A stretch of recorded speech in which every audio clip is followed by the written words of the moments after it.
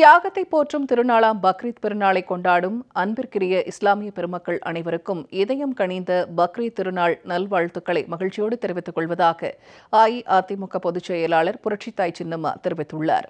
இதுகுறித்து வெளியிட்டுள்ள அறிக்கையில், தியாகத்தை போற்றும் திருநாளாம் பக்ரீத் பெருநாளை கொண்டாடும் அன்பிற்குரிய இஸ்லாமிய பெருமக்கள் அனைவருக்கும் தனது இதயம் கனிந்த பக்ரீத் திருநாள் நல்வாழ்த்துக்களை மகிழ்ச்சியோடு தெரிவித்துக் கொள்வதாக புரட்சித்தாய் சின்னம்மா தெரிவித்துள்ளார்.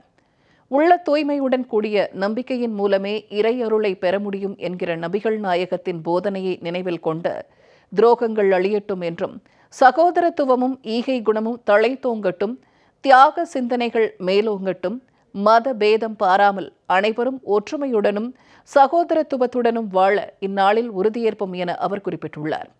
இஸ்லாமிய பெருமக்களின் பாதுகாவலராக விளங்கிய நம் புரட்சி தலைவரும் புரட்சி தலைவி அம்மாவும் இஸ்லாமியர்கள் பயன்பெறும் வகையில் எண்ணற்ற திட்டங்களை அளித்து அவர்களின் நெஞ்சங்களில் நீக்கமற நிறைந்துள்ளார்கள் என்பதை இந்நாளில் பெருமிதத்துடன் நினைத்து பார்ப்பதாக புரட்சித்தாய் சின்னம்மா தெரிவித்துள்ளார்.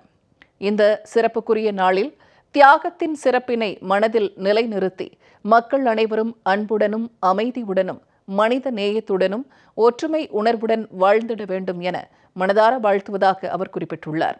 இந்நாளில் இறைவனின் அருளை பெற சிறப்பு தொழுகை செய்து அனைவரிடத்திலும் அன்பு பாராட்டி ஏழை எளியோருக்கு உணவளித்து உற்றார் உறவினர்களுடன் ஒன்று கூடி உற்சாகத்தோடு கொண்டாடி மகிழும் அன்புள்ள இஸ்லாமிய பெருமக்கள் அனைவருக்கும் தனது பக்ரீத் நல்வாழ்த்துக்களை மீண்டும் ஒருமுறை உரித்தாக்கிக் கொள்வதாக சின்னம்மா தெரிவித்துள்ளார்.